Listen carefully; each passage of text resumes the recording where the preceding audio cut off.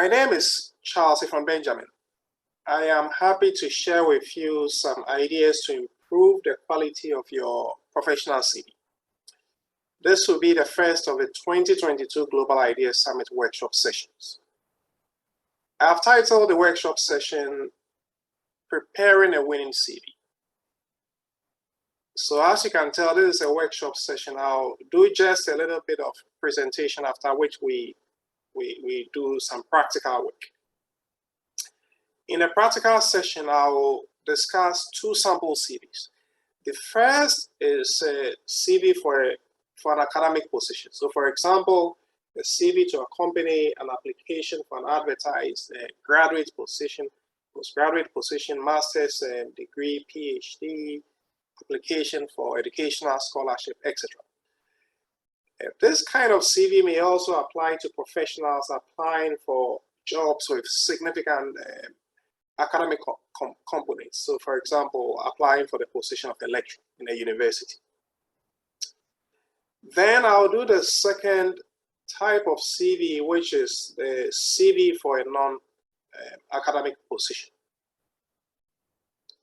In terms of how much detail we'll cover, when I scanned through the list of registered participants, I observed a wide variation in terms of socio-demographic characteristics and professional qualifications. So, for example, we had people in the different age categories. I think majority of you are aged between 30 to 40, 45 years.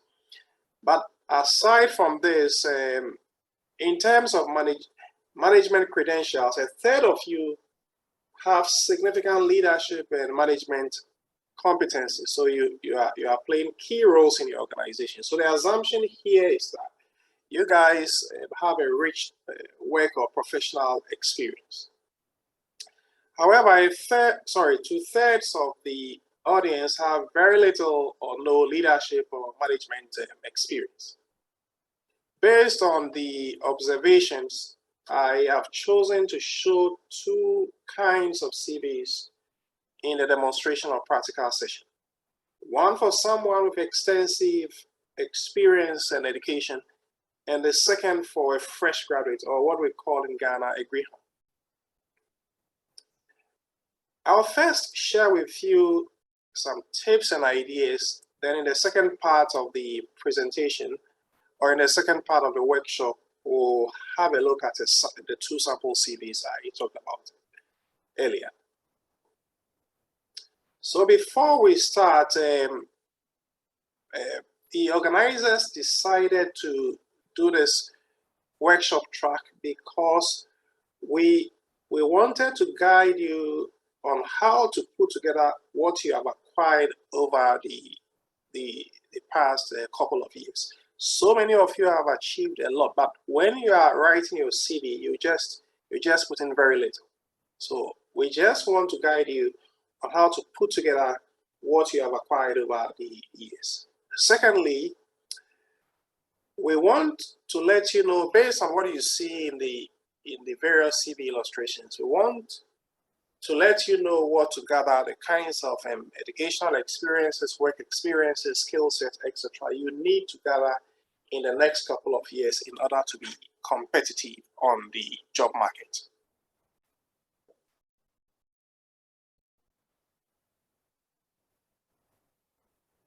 Great. So the first question is, what is a CV? CV basically stands for curriculum vitae, and in Latin, it simply means the course of life. Based on the Latin interpretation, a CV shows us what your professional course of life had been over a certain period of time. So that is basically a CV. A summary of your professional CV, the summary of your professional course of life. So anytime you are writing a CV, your goal is to highlight rich areas in terms of your experience, your skills, your competencies, your education, etc. Right, that's the first point. And people sometimes asks, what is the difference between a CV and a resume? In many parts of the world, these two can be used interchangeably. But especially in North America, including the United States, resume may refer to a more concise version of a CV, which is specifically tailored for an advertised position. So a resume is basically a shorter version of a CV, and typically it's just a one-page document. And there are some individuals with a very rich CV, so when they have to do a resume may end up taking about 2 pages or so.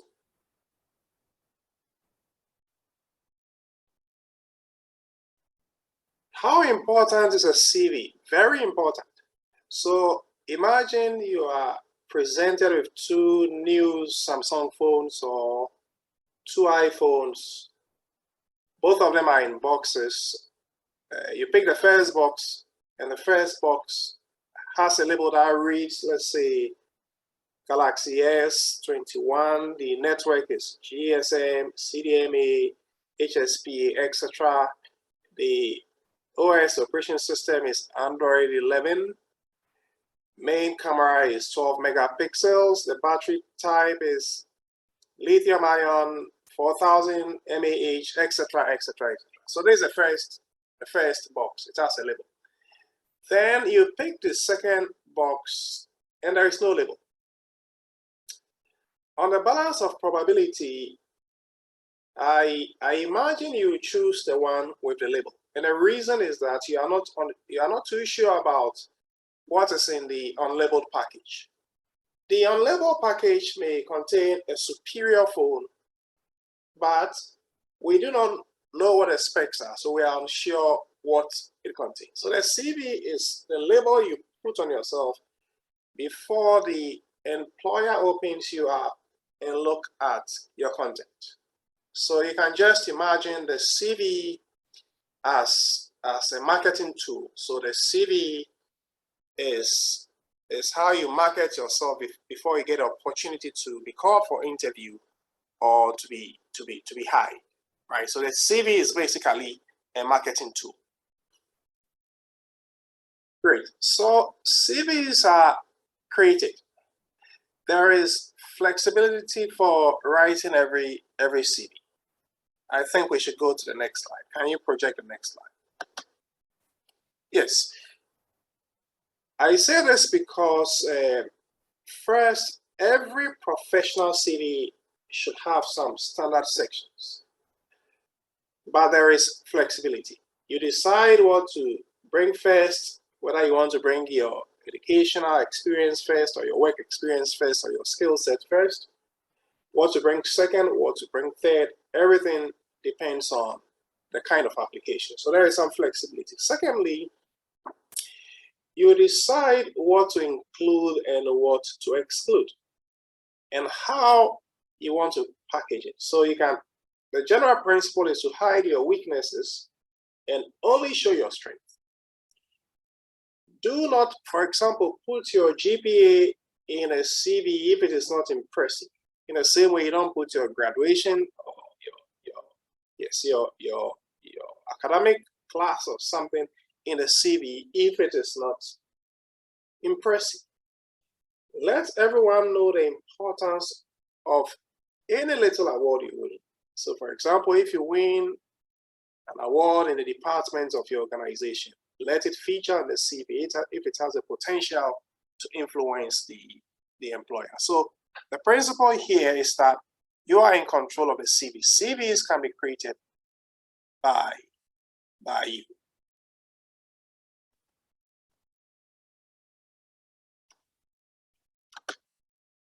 What are the contents of a good CV? There are core or mandatory contents or sections of a CV, and there are also optional sections. So the mandatory sections are: one, the identifying information, your name, your address, usually your telephone and your email, your education, your work experience, and the positions. I say here that you can include voluntary service, the skill set you have, your competences, and your references. So These are mandatory. Every professional CV should have these 5. In this presentation, I'll focus on the mandatory sections of the CV and just say a little about the optional sections. The optional sections include your personal profile. Some call it the professional profile, or a summary of your key strengths and aspirations. I'll show you samples in the model CVs we'll circulate after the presentation. Awards and honors. Awards are proofs or proof of excellence and commitment to a dedicated career path. So anytime you have awards, you should put them in your CVs. So certifications, board memberships, leaderships, affiliations to professional associations, publications, if you are writing an academic CV, interests, hobbies, etc. All these ones are optional. So we will, because of time, we are going to focus on the mandatory sections of the CV. Controversial components. They are really not that controversial. I use the term controversial because a lot of the online videos you may watch may rubbish them. However, they may be very important in some kinds of CVs. So I think a more appropriate term should be non-conventional components. So it includes your date of birth.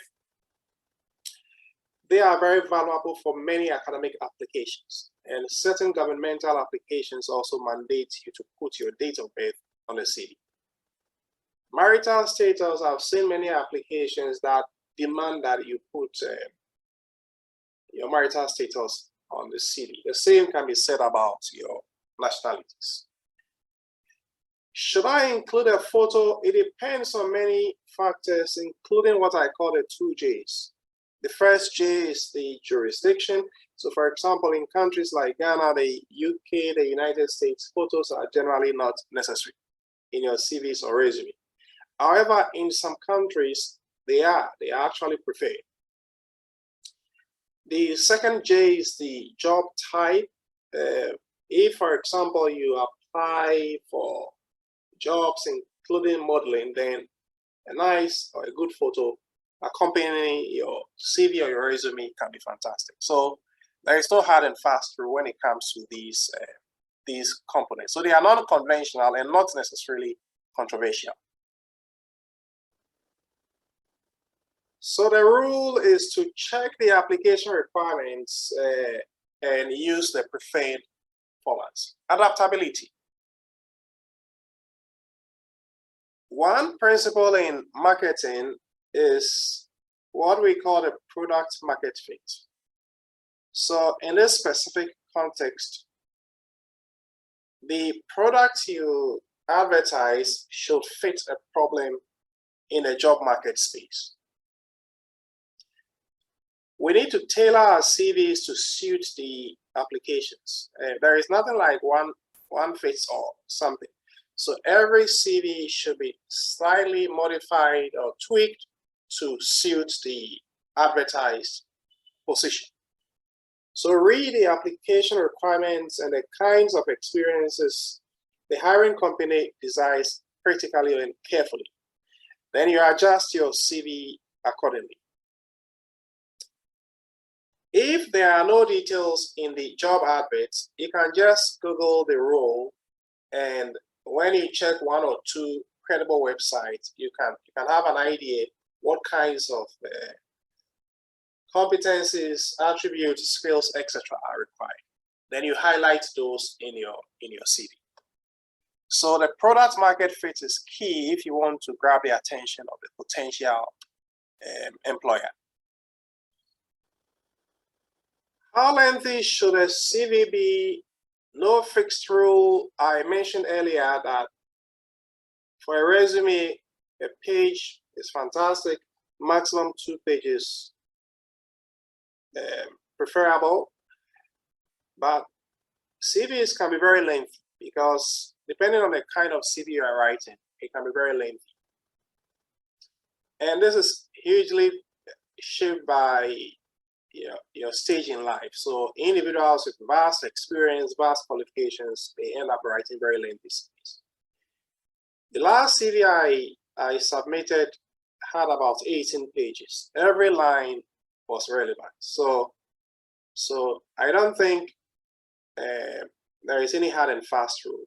Don't be misled by rules such as limiting your CV to 2 pages, 3 pages. They are usually not true. A CV of one of my seniors in academia had, I think, about 52 pages or so, and every line was important. So there is no hard and fast rule. You just look at your stage in life, the kind of job you are applying, and you put in your everything. The key is moderation. So you put in everything which is relevant. Don't sell yourself cheap. In 2015, one of my professors at the University of Ghana Medical School saw my CV. So he called me. He said, "Charles, why are you selling yourself so cheaply?" Why did he say that? Because I had left out key skills, competences, experiences in a very important application I was putting together. You need to be very deliberate, you need to be very intentional, and you need to make the CV represent the key experiences you have accrued over the course of your life, relevant to the application. So I say there is no hard and fast rule. Put in what is relevant and be very moderate. Exclude the chaff and put in everything which will give you a competitive edge over any other person putting in another application. So that's what I have to say about the length of a CV. Page formatting. I will demonstrate this during the hands-on session, but generally the rules are: number one, use an A4 size. Keep the margins preferably up to 1 inch on all the 4 borders. Use a maximum of 2 coherent fonts. I advise people to use Arial, Calibri, Times New Roman, or any of those neat fonts. Don't use very stylish, curly fonts. It makes reading very difficult. Font size, depending on the font type, you may choose between size 10, 11, or 12. For the main body, you break the fonts. You choose. You can decide to keep a consistent font size, but you can decide to slightly enlarge the heading sections, especially the major headings of the CV. We'll demonstrate this in the hands-on session. Headings, you have to be consistent. Consistency is a key. So, for example, you can use bold and capitals for all the headings, or you can just decide to do bold. Then you need a very good alignment. You use your bullet points for specific components. You can also use numbering for specific components. You just have to be consistent, and the alignment needs to be very neatly done.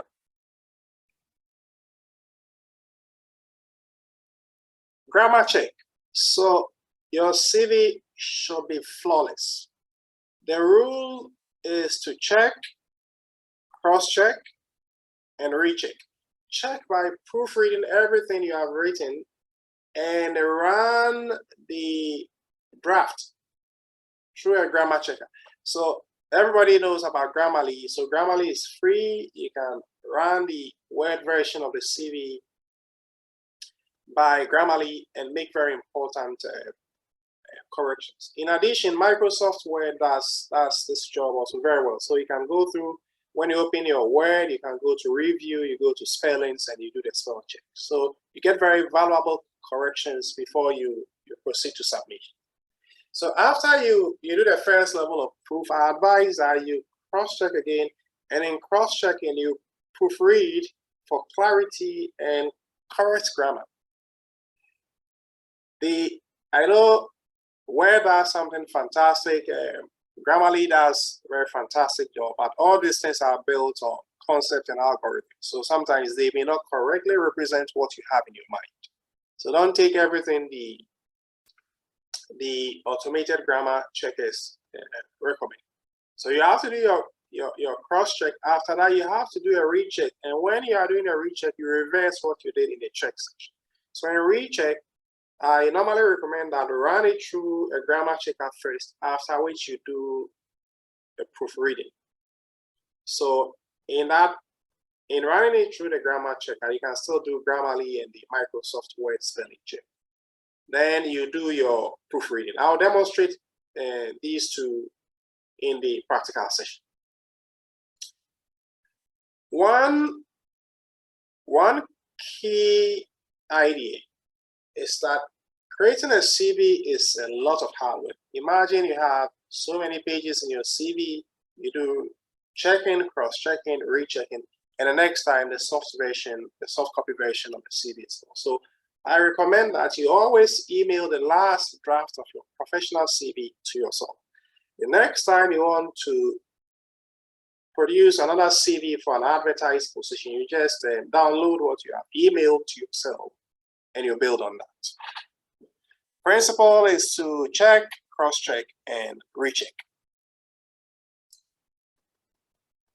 Now let's look at the identifying information. If you have impressive professional titles, always add them. Don't put a lighted candle under a bushel.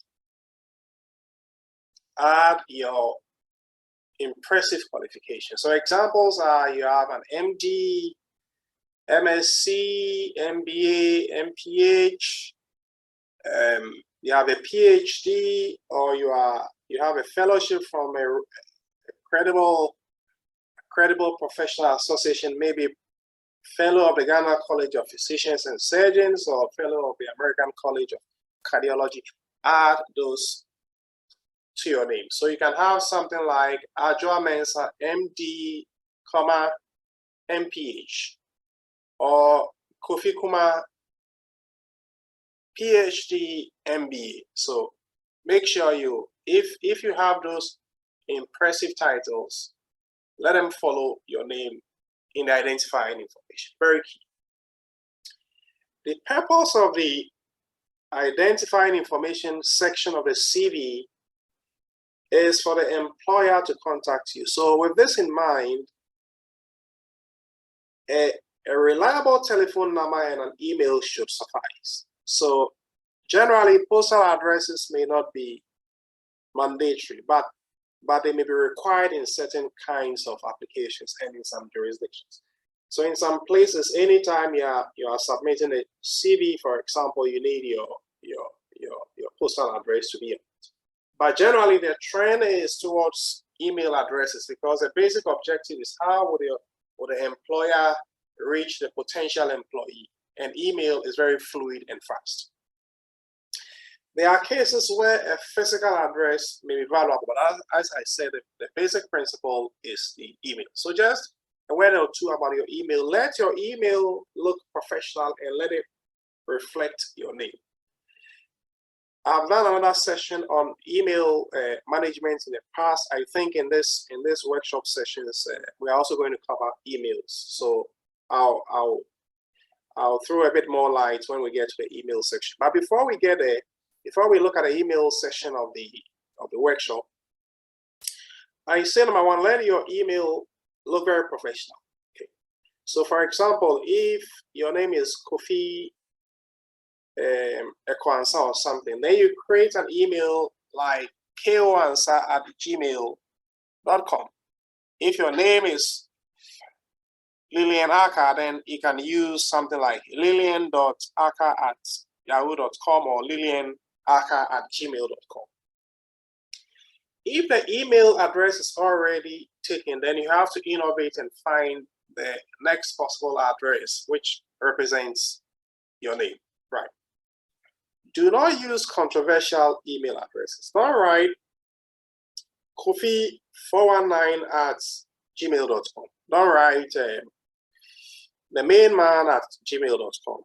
Dangerous and controversial email address names can lead to blacklistings. So don't use just a nice email address. That's a point here. Finally, one idea is to avoid underscores. It's not a rule per se, it's just an idea. It's to avoid underscores when creating your email. So for example, instead of using Kofi underscore answer@gmail.com, it may be preferable to use, or it may be preferred to use kofi.answer@gmail.com. The reason is that some people, some individuals will replace underscores with a dash, right? So instead of using underscores, which can easily be seen as a dash by people who are looking at seeing your email address for the first time, a dot will be fantastic, or avoiding both will be great. If you have an institutional email address, it may be preferred to use the institutional email address in some situations.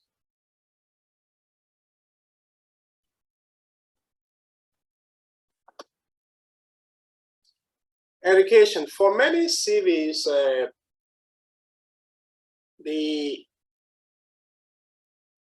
job experience and skills may precede the education section of the CV. However, a logical flow is that you go to school, you work, you acquire skills and competencies, and you become better over time. So you can do education followed by your job experiences, then the skills session may follow. There is no hard and fast rule, right? The structure is generally when you are putting your educational profile together, the structure is generally states the date, the university, and the program or the course you did. If you had an impressive degree class, like a first class in math or a GPA of 3.9 or something, 3.9 out of 4, then you can put in there. However, a common rule is that if you decide to put in GPAs and degree classifications, then you should consider being consistent. It is not wrong to pick and choose, but consistency will be fantastic. One idea to increase the quality of the education section is to take online courses. So there are people who just have just one degree or something, and there are so many free or near free online courses you can take while you work as a professional, with the aim of improving the quality of your CV in the future. In terms of order, reverse chronology is preferred. So you state your most recent educational experience first. So if you did an HND followed by a BSc and a master's degree, then states the master's degree first, followed by your BSc and your HND. There is a general rule. Another approach is to state the highest qualification first. So for example, if you did a PhD in 2020 and you went back to school to do a master's degree in 2021, I may still put a PhD high up and put a master's degree second, although the master's degree is the most recent qualification I've had. There is, however, an exception and not a norm.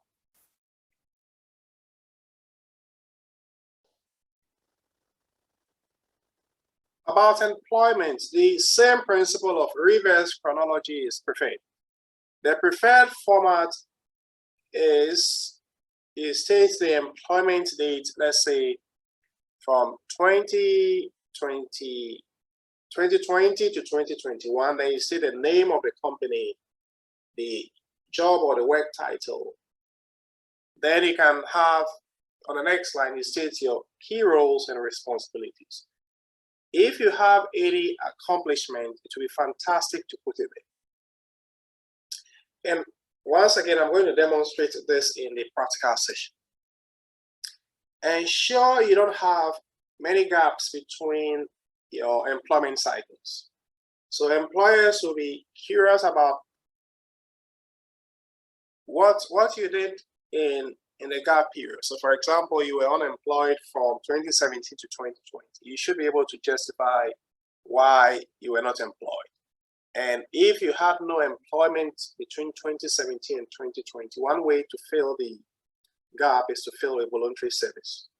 You can also do self-employment. You can give reasons during the interview. You can give reasons like you have to focus on the family, and this is applicable to many people, including many career men and women who decide to take a break to focus on their very important family issues, or to focus on a family business or something. So avoid breaks, but when there are breaks, you should be prepared to defend them during the job interview session.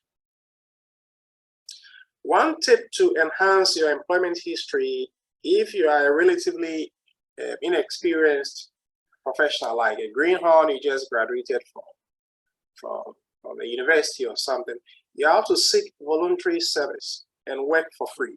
Actually, you should have done this while you were in the university. So during your vacation, you take up internship roles, and you give your time for a service. Although we say that this is free work, it's actually not free, because you're actually not working for free. You are working for your own future credibility. You are working for your experience. You are working to enhance the quality of your CV. So that's a very important tip for those of you who are still in the university. Take a vacation post and work for free. Remember, it's not working for free, it's working for future gain.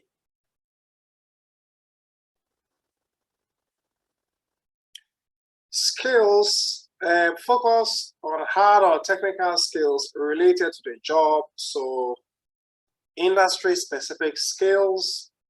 You can also, in addition to this, you can also put in a couple of lines on your IT skills, the computer programs you are very proficient. You state the computer program, you state the IT expertise, and you state your level of proficiency. Language can also be very fantastic in many industries. So then you now come to the soft skills. You talk about your communication skills, ability to work in a team, teamwork, ability to work under pressure, complex problem solving abilities, emotional intelligence. I say you should check the World Economic Forum. They normally churn out some list of critical skills employers seek over a certain time period. So you can just Google World Economic Forum, and you can see the soft skills and the other related skills, which are very important, probably for the next 10 years or so. Then the strategy is that these skills are gathered from research done by these organizations. So you develop these skills they have recommended and include them in future CVs, right? So that's what I have to say about skills. Now we go to referees. References are required in most applications. When you include the names of established individuals in your reference section of the CV, you enhance the credibility of the CV. So remember to include a name, the telephone numbers, and the email address of your referees. And please make sure you check these details well, because when a potential employer calls a line and they say the line is an incorrect line, it's a dent on your credibility. So make sure the contact details you provide are correct. Please remember to inform the referee before you put his or her name there. It's very key. They should know about your application. I should say it is allowed to state under the reference or under the referees section that available on demand. So there is no problem stating that. However, this is not a great idea for many groups of individuals, including starters, right? If you're established, you're a big fish in the industry, you can just say available on demand. Otherwise, it's a fantastic idea to put the names of the referees there.